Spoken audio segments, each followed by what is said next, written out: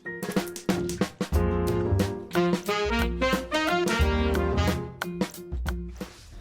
Sukor Cuan Troopers, ketemu lagi dengan Stock Weekly Dose. Kali ini bareng gue, Raihan, dari tim Equity Retail Sukor Sekuritas. Oke, kali ini kita akan coba ngebahas apa aja yang telah terjadi di minggu kemarin. Dan kita akan coba wrap up kira-kira apa lagi yang harus kita perhatikan di minggu ini.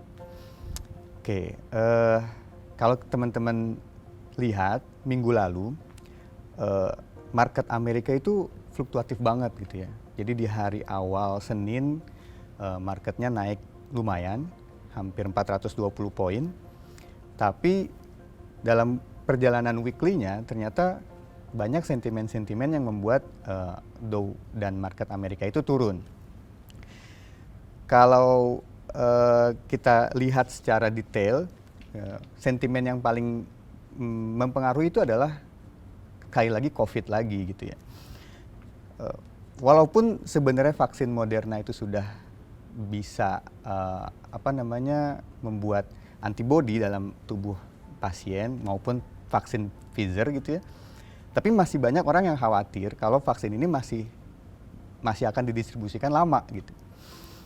Nah, coba kita lihat kalau hari Senin itu Dow itu naik sampai 470 poin, tapi selama seminggu sampai video ini ditayangkan, ternyata Dow hanya naik sekitar 0,01% gitu ya. Kalau kita lihat di infeksi dan tingkat kematian COVID, terutama di bagian bumi utara yaitu Amerika dan Eropa, itu naik banget gitu. Tapi ternyata di daerah selatan Australia itu malah turun. Banyak orang yang berasumsi ini karena cuaca, karena di bulan Desember belahan bumi utara itu cuacanya dingin. Tapi banyak juga yang berasumsi ini masalah kebijakan dari pemerintah yang cukup tegas dan bisa untuk meredam COVID itu dilakukan dengan baik oleh Australia. Bayangkan, ada kasus 22 yang ditemukan di Adelaide, selatan Australia, dan mereka langsung lockdown. Walaupun ternyata hanya sehari lockdownnya gitu. Sementara di Amerika dan di Eropa kelihatannya kurang berhasil gitu, karena mungkin banyak yang cuek. Baru justru di minggu kemarin itu New York mulai memberlakukan partial lockdown, sekolah mulai ditutup, kemudian jam malam mulai dibatasi di California, dan banyak hal lain yang ada di bumi Eropa terutama. Di Asia juga agak mengkhawatirkan, karena ternyata di Jepang kasusnya mulai naik lagi nih. Dalam satu hari pernah mencapai 2.000 kasus COVID lagi, dan langsung membuat high alert di Jepang. Ya, bedanya di Amerika dan di Asia itu, Asia lebih khawatir, makanya mereka langsung cepat tanggap seperti Jepang untuk membuat peringatan kepada masyarakatnya. Dari Amerika tingkat kematian hampir sampai 2.000 orang per hari, dan dikhawatirkan akan ada Thanksgiving nih dalam minggu depan gitu ya, dan bisa membuat pergerakan manusia semakin cepat dan membuat penyebaran makin banyak lagi gitu. Makanya Dow itu kelihatannya masih agak mulai galau gitu. Padahal 2 minggu sebelumnya waktu Joe Biden menang, semua pada optimis sekali gitu. Gitu. Nah, apalagi kira-kira yang sudah kita lihat dalam sepekan terakhir. Kalau kita lihat ada data penjualan retail. Data penjualan retail Amerika juga walaupun naik tapi tidak setinggi ekspektasi. Ekspektasinya bisa naik hampir 0,05%, tapi hanya naik 0,03% aktualnya. Initial jobless claim di Amerika juga ternyata meningkat lagi di hari Kamis. Yang tadinya ekspektasinya cuma 707.000, ternyata sampai 742.000. Ini membuat investor mulai khawatir lagi bahwa pertumbuhan ekonomi akan mulai menyusut lagi gitu. Apalagi kalau sampai ada lockdown susulan. All in all, dari market global seperti itu. Kalau kita lihat ke market Indonesia itu lebih beragam sebenarnya. Banyak sentimen-sentimen yang negatif dan positif juga gitu. Kalau dilihat kasus COVID di Indonesia sebenarnya sudah sempat menurun, terutama aktif case-nya dari 60 ribuan turun hampir sekitar 53 ribu, 54 ribu. Tapi minggu kemarin mulai naik lagi gitu. Udah naik ke 60 ribu lagi. Banyak yang berasumsi, banyak yang menduga-duga kalau kenaikannya ini ternyata karena memang tesnya makin banyak gitu.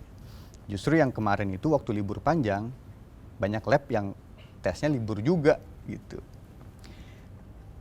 Nah, kita harus tetap memperhatikan COVID-19 ini case by case, day by day, karena tentu ini akan berpengaruh terhadap kebijakan pemerintah apakah akan lockdown lagi atau enggak. Dan itu sungguh sangat berpengaruh besar terhadap pergerakan IHSG. Oke, selanjutnya di minggu lalu juga ada laporan bahwa anggaran infrastruktur dalam APBN 2021 itu meningkat hingga 47%. Kalau teman-teman perhatikan, minggu lalu itu saham-saham konstruksi naiknya banyak banget. Kemudian ada lagi yang jadi game changer, yaitu BI rate atau 7 days repo rate itu turun 25 basis point dari 4 jadi 3,75. Nah, kenaikan dalam 2 minggu terakhir IHSG mungkin juga untuk mengantisipasi penurunan dari si BI rate ini gitu ya. Karena banyak yang udah menduga kalau BI akan menurunkan suku bunganya, inflasi masih rendah. Kemudian dolar mulai menurun, rupiah menguat gitu ya. Nah, itu jadi ruang yang cukup lebar untuk BI menurunkan suku bunganya. Nah, setelah BI menurunkan suku bunganya, yang terjadi malah sell on news gitu. Akhirnya di hari Jumat indeks kita mulai turun 0,4%. Sebenarnya di neraca perdagangan itu kasih kabar yang cukup menggembirakan. Neraca perdagangan kita surplus sampai 3,6 miliar US dollar karena impor yang turun 6,79% dan ekspor yang naik 3,09% month on month. Ini tentu kabar yang baik. Nah, semua berita-berita positif yang tadi itu membuat IHSG selama seminggu terakhir itu naik sekitar 2,03%. Yang lebih disukai oleh investor itu sebenarnya ada net buy asing gitu. Dalam seminggu terakhir kemarin asing ternyata masih beli nih hingga 1,06 triliun di pasar di semua pasar dan 432 miliar di pasar reguler. Kalau dilihat sebentar, kayaknya sih selama 2 minggu bahkan sudah lebih dari dalam sebulanan sudah lebih dari 5 triliun investor asing masuk ke Indonesia. Gitu ya, dan kalau 2 minggu sebelumnya asing banyak masuk ke BRI, BNI, Bank Mandiri gitu ya. Di minggu kemarin di tanggal 16 itu asing justru mulai switching. Jadi mereka menjual Bank Mandiri, mereka menjual BRI, mereka mulai masuk lagi ke Telkom. Makanya minggu kemarin itu Telkom naiknya cukup signifikan. Gitu. Jadi biasa portofolio manajemen bagi para investor asing maupun domestik yang institusi, mereka akan cari yang laggard untuk menggantikan yang sudah leading gitu ya. Oke, jadi setelah semua hal yang terjadi di minggu lalu, kira-kira apa yang akan harus kita perhatikan di minggu ini? Nah, di pasar modal kita uniknya salah satu sektor yang disukai maupun dibenci itu sebenarnya ada satu, yaitu sektor komoditi gitu ya. Sektor komoditi terutama spesifiknya itu batu bara. Itu banyak yang membuat orang jadi kaya raya, tapi banyak juga yang membuat orang jadi miskin gitu. Karena memang sifat dari komoditas itu sendiri yang fluktuatif gitu ya. Banyak yang ngelihat kalau harga batu bara itu waktu itu akan naik terus gitu ya ketika lagi booming komoditas. Tapi mereka nggak tahu kalau ternyata ada ujungnya juga, kapan waktunya harus keluar. Nah, jadi apa yang kira-kira harus kita perhatikan sebelum kita memulai untuk memberi investasi di saham komoditas? Yang paling pertama itu adalah dolar indeks sebenarnya. Udah bukan rahasia umum lagi kalau dolar indeks itu jadi penting untuk kita memulai investasi di pasar komoditi. Karena apa? Karena penjualan dan pembelian komoditas itu biasanya memakai US dollar gitu ya. Dan negara-negara yang harus mengkonversikan mata uangnya ke dalam US dollar akan mendapatkan keuntungan ketika dolarnya turun gitu. Jadinya mereka bisa membeli komoditinya lebih banyak gitu. Itu yang salah satu yang bisa mendorong harga komoditi jadi lebih naik gitu.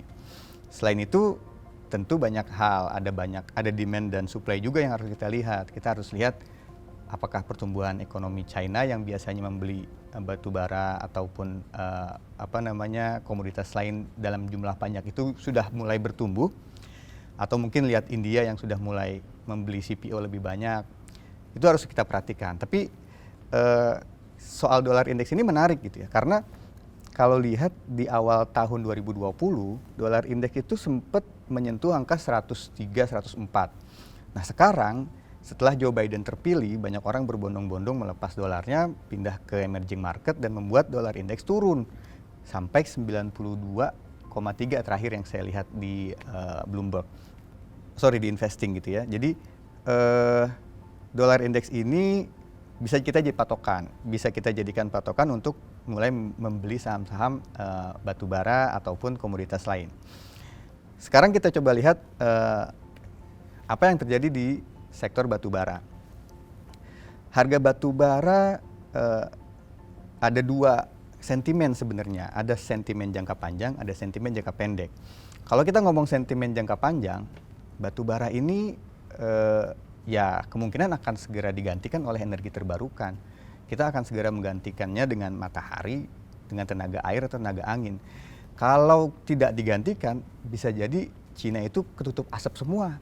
Mungkin dalam waktu 20-30 tahun lagi pemakaian batu bara di Cina itu akan berkurang. Tapi kalau kita melihat dalam jangka pendek, itu banyak faktor juga. Nah, salah satunya adalah musim dingin, cuaca. Cuaca yang mulai masuk musim dingin di Desember ini, itu membuat pemakaian listrik meningkat. Sehingga mau nggak mau PLTU-nya China itu harus membakar batu bara dengan banyak gitu ya. Nah, terakhir saya lihat ada berita di China kalau beberapa provinsi itu memberikan tambahan kuota bagi para importir batu bara untuk bisa mengimpor dari negara lain. Karena mereka tahu pemakaian batu bara ini akan banyak gitu ya. Itu yang mendorong harga batu bara selama seminggu terakhir itu naik dari 62 ke 64. Nah, kalau ini terus berlanjut, bukan tidak mungkin kalau batu bara bisa melewati harga tertingginya tahun ini, yaitu sekitar 60-an, 68. Kalau bisa sampai 70, itu berkah sekali buat para emiten batu bara kita gitu ya. Nah, selain itu juga ekonomi China sudah mulai pulih dari krisis pandemi. Bedanya China dengan Amerika itu rakyatnya cukup patuh dengan apa yang direkomendasikan oleh pemerintahnya gitu ya. Pemerintahnya ngomong kita tes massal, kita pakai masker, kita lockdown selama 1 minggu, 2 minggu untuk kebaikan bersama. Mereka patuh dan mereka menjalankannya gitu ya. Sehingga kasus COVID cepat banget turun. Bahkan terakhir kita lihat di China sudah mulai party gitu, udah nggak pakai masker lagi gitu ya. Jadinya harusnya sih ekonomi Cina yang akan jadi leading di masa pandemi ini gitu ya. Walaupun saham-saham teknologi Amerika memang naik cukup tinggi gitu. Nah, kalau kita lihat minggu lalu memang saham-saham batu bara sudah mulai naik sampai hari Kamis, tapi hari Jumatnya mulai turun. Tapi ini masih awal gitu ya, masih belum terlalu terlihat lah. Jadi kalau teman-teman mau coba untuk mulai invest, silahkan perhatikan harga batu bara selama seminggu ke depan. Dan jangan lupa perhatikan support dan resistance-nya gitu. Kita sih suka dengan Adaro, kita juga suka dengan PTBA. Jadi dua saham ini yang selalu jadi indikator untuk saham komoditi batubara di Indonesia. Yang terakhir ada UNTR. UNTR sih isinya lebih beragam. Dia lebih banyak di heavy equipment-nya, tapi mereka juga punya tambang emas, mereka juga punya batubara tentunya. Nah, komoditi booming yang terakhir itu kita lihat yang paling dominan waktu sebelum tahun 2008, 2007. itu berbondong-bondong harga komoditi naik banget. Dan perlu diingat kita memang masih eksportir komoditi mentah gitu. Jadi kalau komoditi ini bisa naik harganya, yang baik batu bara, nikel, timah, atau CPO, itu sangat bagus sekali untuk ekonomi kita gitu. Dan trickle down efeknya itu bisa sampai ke konsumsi kita. Tahun 2000, saya agak lupa, tapi kisaran 2014 itu harga CPO naik tinggi. Nah, itu membuat ekonomi di daerah Sumatera dan daerah Kalimantan itu meningkat tajam. Akibatnya banyak orang yang berbondong-bondong beli mobil, banyak orang yang berbondong-bondong beli rumah. Efeknya apa lagi? Saham-saham mobil, otomotif, saham-saham rumah itu juga jadi naik gitu, properti gitu ya. Nah, apakah kali ini bisa kejadian lagi? Ya bisa jadi gitu. Kita harus lihat lagi faktor-faktor apa aja yang akan mendukungnya. Dan berarti yang kedua yang ingin saya bahas adalah CPO. Oke, harga CPO ini selalu jadi perdebatan sebenarnya. Beberapa tahun terakhir CPO ini mendapat serangan keras dari Eropa. Eropa menganggap bahwa CPO kita atau CPO Malaysia juga itu membuat kerusakan besar terhadap lingkungan sekitar, terutama pembebatan hutan dengan pembakarannya dan lain sebagainya. Tapi perlu diingat, CPO ini digunakan juga di semua, hampir di semua barang-barang esensial yang kita gunakan setiap hari gitu. Mulai dari sabun, minyak goreng, margarin, kemudian apa lagi ya, pokoknya banyak lah. Kalau sampai digantikan juga dengan minyak yang lain, itu nggak bisa gitu, karena CPO ini efisien. Perbandingannya itu 1 hektar, perbandingan bisa sampai 4 kali lipatnya gitu. Jadi 1 hektar lahan itu bisa menghasilkan 4 CPO misalnya gitu ya. Sementara di minyak lain kayak minyak olive oil misalnya, atau mungkin sunflower, itu nggak bisa sampai mendekati si CPO gitu. Sehingga kalau sampai CPO juga dihentikan dan digantikan oleh minyak dan tumbuhan yang lain, itu malah akan merusak hutan lebih banyak lagi gitu. Yang perlu ditinjau ulang, yang perlu diperhatikan adalah bagaimana supaya CPO kita, perusahaan-perusahaan CPO kita itu bisa menjaga tidak membuka lahan dengan serabutan lagi gitu ya. Nah, nilai ekspor CPO kita tahun 2018 itu sudah mencapai 17,8 miliar US dollar. Kira-kira kontribusinya terhadap GDP kita itu 3,5%, jadi cukup besar sekali. Kalau ini bisa dipertahankan produksinya dan dengan harga yang lagi naik seperti sekarang, CPO terakhir ada di kisaran 3.300, 3.400 gitu ya. Ini bagus banget buat ekonomi kita. Karena ya walaupun porsinya kecil, maksudnya masih cuma 3,5%, tapi bagi para masyarakat yang jadi petani sawit di Sumatera dan Kalimantan, ini jadi berkah yang tidak terkira, seperti yang sudah saya ngomong tadi. Gitu. Nah, menariknya di Indonesia, saham-saham sawit seperti AALI atau LSIP itu belum naik banyak gitu ya. Kalau lihat grafiknya yang ini, CPO sudah naik dari kisaran harga 2.000 di 2.400 di tahun 2016, sudah naik sampai 3.300. Sementara grafik 5 tahunannya si AALI dan LSIP itu belum naik sama sekali, masih turun, masih minus gitu ya. Dari AALI mulai dari harga 25 ribuan malah, dia sekarang masih berada di kisaran 11.000. LSIP juga sama, kira-kira masih turun sekitar 20-30%. Nah, ini kenapa bisa kejadian? Padahal saham-saham sawit atau batu bara biasanya mengikuti harga komoditasnya. Banyak yang concern terhadap produktivitas. Jadi di masa pandemi ini dan juga karena harga CPO yang jelek 2 tahun terakhir membuat para emiten itu dan petani sawit itu tidak merawat tanamannya dengan baik 2 tahun terakhir, sehingga yang harusnya panen tahun ini lebih banyak jadi kurang. Bisa jadi penurunan produksi ini juga karena adanya pandemi COVID-19. Kalau di Malaysia, para pekerja imigrannya itu disuruh pulang. Mereka nggak boleh ada di Malaysia. Banyak yang disuruh pulang ke negara asal dan mereka nggak bisa balik lagi karena ada pembatasan.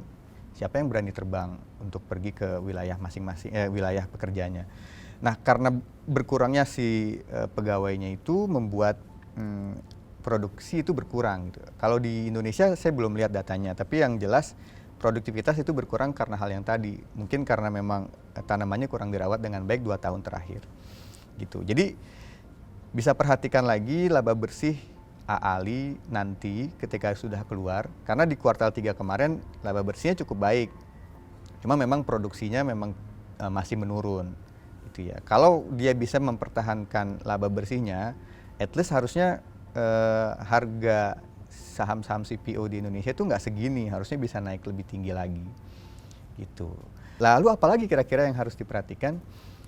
Jangan buru-buru menjual saham-saham bank dan konsumer yang lain. Boleh kita jual trading, tapi teman-teman Sukor Cuan Turpes harus ingat, ada statistik yang cukup menarik setiap bulan Desember. Jadi selama 9 tahun terakhir dari 2010 hingga 2019 di bulan Desember itu selalu IHSG itu selalu naik gitu. 100% loh dari 2010 sampai 2019. Sementara di bulan Januari itu probabilitasnya sekitar 80%. Jadi 8 kali naik, 2 kali turun. Kita tahu di tahun 2020 ada COVID-19 yang membuat indeks kita juga turun. Jadi kalau teman-teman pernah mendengar adanya istilah window dressing, ya memang kenyataannya seperti ini gitu ya. Kalau kita lihat statistik di bulan Desember selalu naik.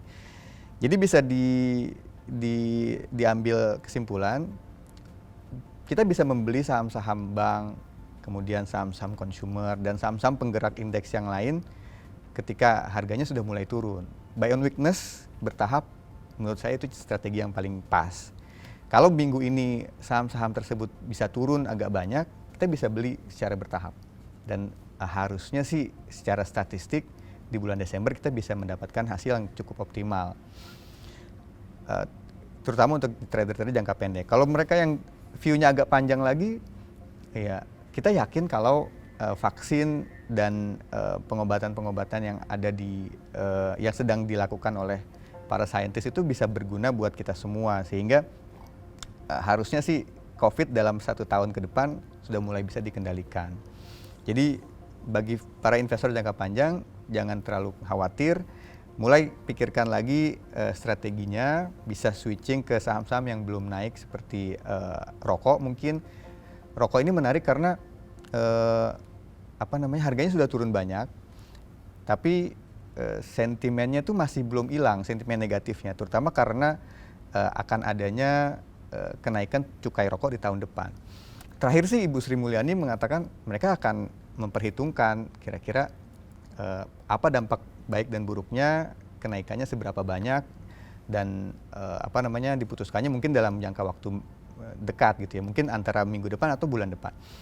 Harus segera diperhatikan nih, jangan sampai ngerasa harga sudah murah tapi ternyata cukai rokok tarifnya jadi naik banyak langsung turun.